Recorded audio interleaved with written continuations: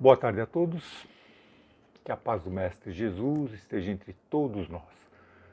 Dando prosseguimento à leitura do Livro dos Médiuns, hoje nós vamos ler a questão número 230, que é a parte final do capítulo 20, Influência Moral do Médium.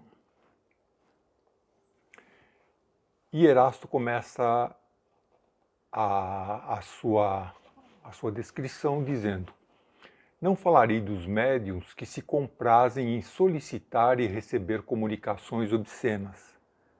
Deixá-los que se comprazam na sociedade dos espíritos cínicos. Aliás, as comunicações dessa espécie exigem por si mesmas a solidão e o isolamento. Não poderiam em qualquer circunstância senão provocar desdém e a repugnância entre os membros de grupos filosóficos sérios. Filosóficos e sérios. Nessa segunda parte, o Erasto continua descrevendo os problemas morais que envolvem as comunicações espíritas, sejam dos espíritos, sejam dos médiuns. E ele começa dizendo que não falará dos médiuns sem moralidade, dos médiuns imorais mesmo, que se ligam deliberadamente a espíritos cínicos, grosseiros, afrontando as convenções, a moral e os bons costumes. Prosseguindo, diz Erasto, mas onde a influência moral do médium se faz realmente sentir é quando este substitui pelas suas ideias pessoais aquelas que os espíritos se esforçam por lhe sugerir. É ainda quando ele tira da sua própria imaginação as teorias fantásticas que ele mesmo julga de boa fé resultar de uma comunicação intuitiva. Nesse caso, há 1000 possibilidades contra uma de que isso não passe de reflexo do espírito pessoal do médium. Acontece mesmo este fato curioso. A mão do médium se movimenta às vezes quase mecanicamente impulsionada por um espírito secundário e zombeteiro. Agora, primeiro ele falou dos médiuns, só lembrou e não queria falar dos médiuns imorais. Agora ele fala dos médiuns com pouca moralidade.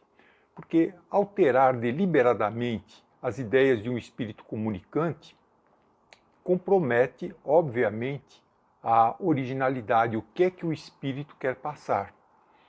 E isso, no mundo dos encarnados, seria algo como estar ferindo os direitos autorais de uma obra. Isso não pode ser feito, nem aqui, nem no mundo dos espíritos.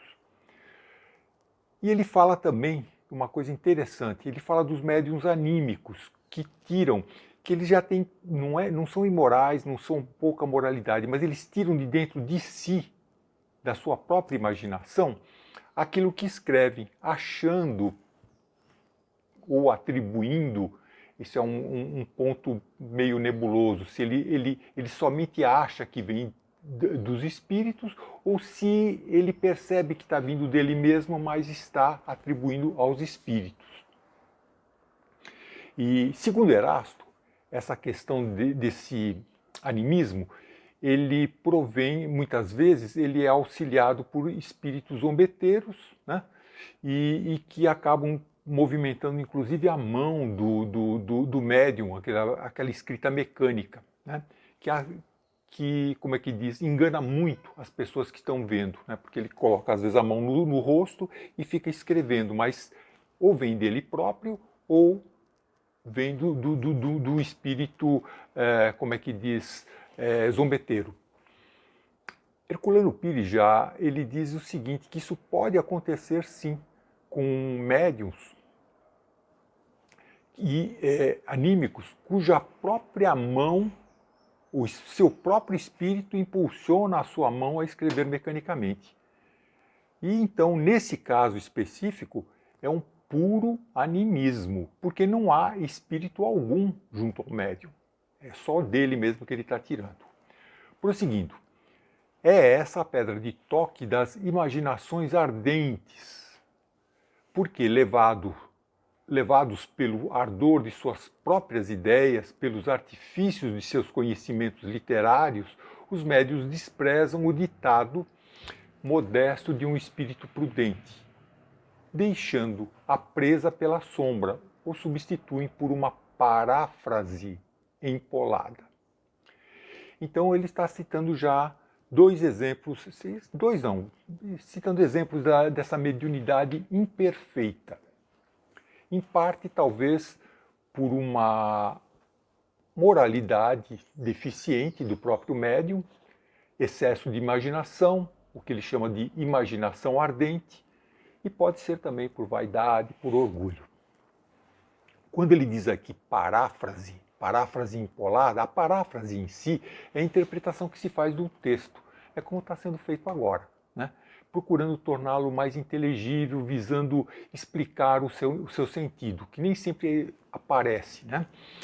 No entanto, quando se diz paráfrase empolada, é quando se refere a um médium imperfeito, vaidoso, que recebe uma mensagem simples e bem explicada. E começa a enfeitar, colocar palavras complicadas, empoladas, cheias de afetação, fazendo lembrar aquela fábula que nós vimos de Esopo, onde, nesse caso, o médium é comparado com a inexpressiva gralha que se enfeita com penas de pavão. Em pouco tempo, todos percebem esse embuste, essa armação. Prosseguindo, contra esse temível escolho, se chocam também as personalidades ambiciosas que, na falta de comunicações que os espíritos bons lhes recusam, essas personalidades ambiciosas são médiuns ambiciosos que, na falta das comunicações que os espíritos bons lhes recusam, apresentam as suas próprias obras como sendo deles. Eis porque é necessário que os dirigentes de grupos sejam dotados de tato apurado e de rara sagacidade para discernir as comunicações autênticas e, ao mesmo tempo, não ferir os que se deixam iludir. Mais um caso, então, de moralidade deficiente e pouco conhecimento da mediunidade. É dever não só dos chefes de grupo, mas de todos os espíritas conscientes rejeitarem qualquer comunicação que considerem falsa ou mesmo duvidosa. Devem alertar o autor, que em geral é um médium novato, incauto, sem o desestimular ou ferir, mas mostrando a necessidade de revisar o texto e submetê-lo sempre ao crivo da razão e da lógica antes de o retransmitir. Hoje, com os meios eletrônicos, nós sabemos, né, que qualquer mensagem se espalha rapidamente e depois, para desfazer o erro, torna-se muito difícil. Continuando, na dúvida, diz Erasto, abstente, diz um dos vossos antigos provérbios. Não admitais, pois, o que não for para vós de evidência inegável. Ao aparecer uma nova opinião, por menos que vos pareça duvidosa, mesmo que você não tenha assim, eu acho que está certa, passai-a pelo crivo da razão e da lógica.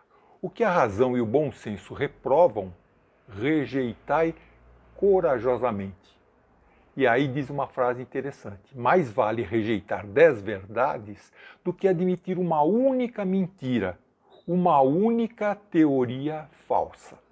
É uma regra de ouro, né, que foi depois atribuída ao próprio codificador de uma forma um pouquinho diferente. Hoje costuma-se dizer, mais vale rejeitar 99 verdades do que aceitar uma mentira.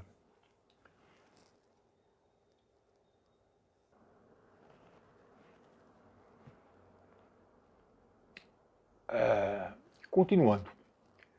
Com efeito, sobre essa teoria, a teoria falsa, poderíeis edificar todo um sistema que desmoronaria ao primeiro sopro da verdade, como um monumento construído sobre areia movediça, Entretanto, se rejeitais hoje certas verdades, porque não estão para vós claras e logicamente demonstradas, logo um fato chocante ou uma demonstração irrefutável virá vos afirmar a sua autenticidade.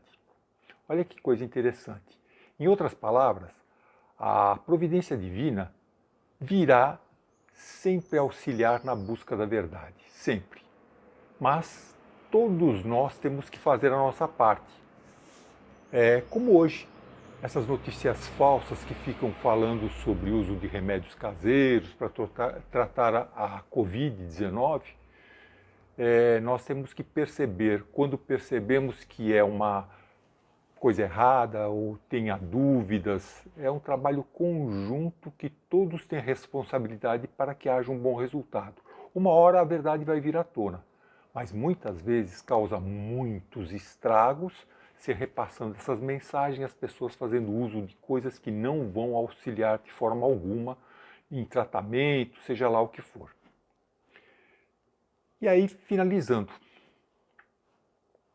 Erasto diz: lembrai-vos, entretanto, ó espíritas, de que nada é impossível para Deus e para os espíritos bons, senão a injustiça e a iniquidade.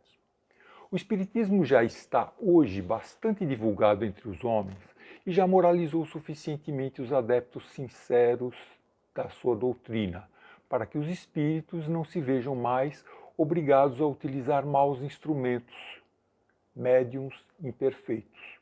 Se agora, portanto, um médium, seja qual for, por sua conduta ou seus costumes, por seu orgulho, por sua falta de amor e de caridade, der um motivo legítimo de suspeição, rejeitai. Rejeitai as suas comunicações porque há uma serpente oculta na relva. Eis a minha conclusão, diz Erasto, sobre a influência moral dos médiuns. E assina Erasto. Hoje essa moderna serpente na relva é o fenômeno das fake news. São construídas de forma muito sutil, que enganam e envenenam até as pessoas mais cultas, mais observadoras. Como a serpente do Antigo Testamento, né? Oferecendo aquela apetitosa maçã a Eva. Então, concluímos aqui os estudos do capítulo 20, Influência Moral dos Médiuns, vendo o quanto é importante para o médium e para os espíritas em geral cultivarem os bons valores éticos morais, os cuidados que todos devem ter ao receber e repassar mensagens, especialmente as que se dizem psicografadas por nomes consagrados.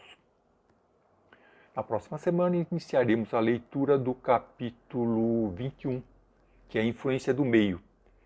Que a paz do Mestre Jesus nos acompanhe agora e sempre.